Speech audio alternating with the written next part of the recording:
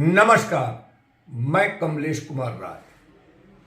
पूर्वांचल विद्युत वितरण के उच्चाधिकारियों के द्वारा लगातार वीआरएस लिए जाने की घटना को सामान्य या फिर अनायास नहीं माना जा रहा है। बीते दिनों वाराणसी दोनों जोन के मुख्य अभियंताओं संदीप बंसल और मुकेश गर्ग सहित प्रयागराज सेकंड के मुख्य अभियंता शीशपाल सिंह सहित दो अधीक्षण अभियंताओं के द्वारा वीआरएस लिए जा चुके हैं। वीआरएस की कतार में तमाम अन्य अधिकारी भी खड़े बताए जाते हैं।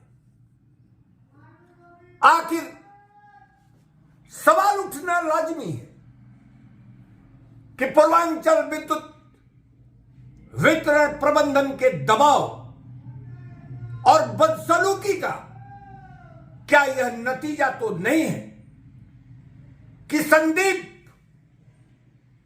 बंसल और मुकेश गर्ग सहित तमाम मुख्य अभियंता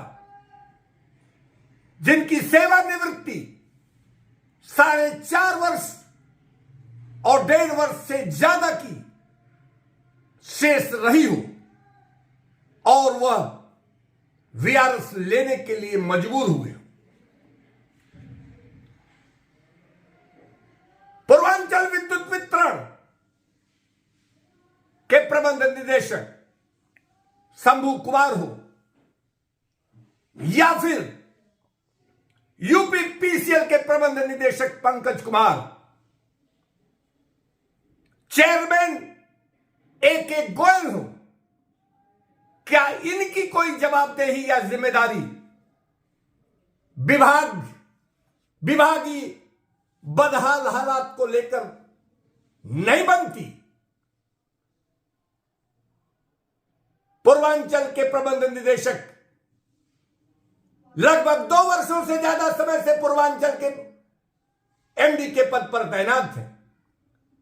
यूपीपीसीएल के प्रबंध निदेशक पंकज कुमार 4 वर्षों से ज्यादा समय से एमडी के पद पर बने हैं।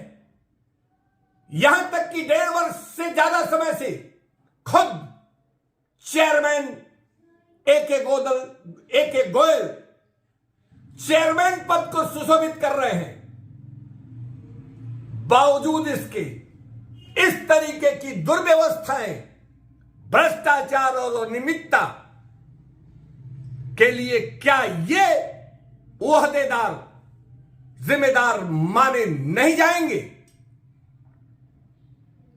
यदि हम सिर्फ पूर्वांचल विद्युत वितरण क्षेत्र की बात करें तो यहां भ्रष्टाचार और अनियमितता की बदहाल हालात शायद इससे पहले कभी नहीं देखी गई। जबकि सबसे पहले प्रबंध निदेशक के पद पर तैनात रहने वाले बाहर से आए बीएम वर्मा रहे हो या विभागीय एस.के. प्रसाद या फिर अरविंद कुमार जो वर्तमान में नियामक आयोग के चेयरमैन हैं,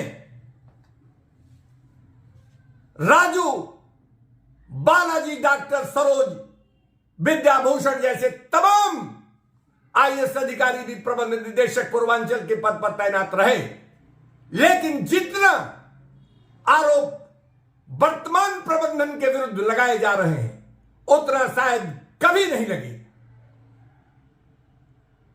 पिछले दिनों जिस ढंग से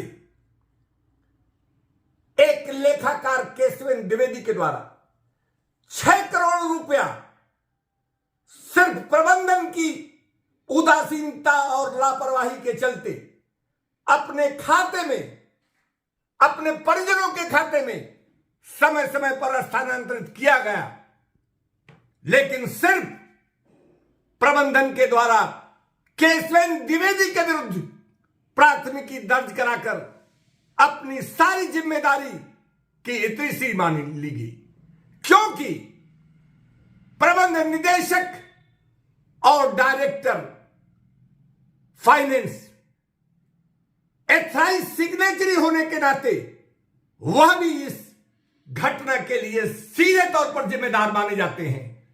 लेकिन यही वजह मानी जा रही है कि प्रबंधन के द्वारा लेखाकार केशवेन द्विवेदी के अतिरिक्त किसी भी ऐसे लोगों के खिलाफ कार्रवाई विभाग के द्वारा नहीं की गई जिनके खातों में केशवेन द्विवेदी ने विभागीय पैसे को स्थानांतरित किया था। बिलिंग एजेंसी के द्वारा पिछले दिनों 12.5 करोड़ रुपया लेकर फरार होने की बात सामने सबके है। ईपीएफ का यह पैसा लेकर बिलिंग कंपनी रफू चक्कर हो गई और पूर्वांचल प्रबंधन सिर्फ 2.5 करोड़ रुपया उसके बैंक की गारंटी को जब्त कर अपना पीठ थपथपा रहा है। वर्तमान तक की जानकारी के मुताबिक बिलिंग एजेंसी के विरुद्ध प्रबंधन किसी भी तरीके का प्राथमिकी नहीं दर्ज कराया है। ईआरपी लॉन्च करने में कई 100 करोड़ रुपए विभाग के द्वारा खर्च किए गए। इसका मुख्य उद्देश्य था कि पारदर्शिता होनी चाहिए, भुगतान को पूरी तौर पर केंद्रित कर दिया गया और उसके नतीजे के तौर पर सबसे ज्यादा भ्रष्टाचार भुगतान करने में किए जाने की बात कही जा रही है। कुल मिलाकर पूर्वांचल विद्युत वितरण प्रबंधन दलालों और ठेकेदारों के कब्जे में बताया जा रहा है और बद से बदतर हो रहे पूर्वांचल विद्युत वितरण क्षेत्र के हालात से कम यही कहा जा सकता है कि निजीकरण के लिए जानबूझकर ऐसे हालात प्रबंधन के द्वारा बनाए जा रहे हैं। जानकारों का कहना है कि यदि किसी स्वतंत्र एजेंसी के द्वारा पूर्वांचल विद्युत वितरण प्रबंधन में बैठे ओहदेदारों की कार्यशैली की जांच करा ली जाए तो दूध का दूध पानी का पानी हो जाएगा। प्रदेश सरकार की भ्रष्टाचार जीरो टॉलरेंस नीति की उलट जिस ढंग से पूर्वांचल प्रबंधन कार्य कर रहा है, जिस ढंग से भ्रष्टाचार और अनियमितता को उसके द्वारा बढ़ाया जा रहा है, बढ़ाने में संरक्षण दिया जा रहा है, वह सरकार की छवि बिगाड़ने के लायक बनाया जा रहा है। पिछले दिनों वाराणसी शहरी सप्तम खंड के अधीनस्थ एक निजी अस्पताल को विद्युत वितरण मंडल प्रथम के अधीक्षण अभियंता के द्वारा नियामक आयोग के नियमों नॉर्म्स के विपरीत जाकर उसके एस्टिमेट का अनुमोदन किया गया।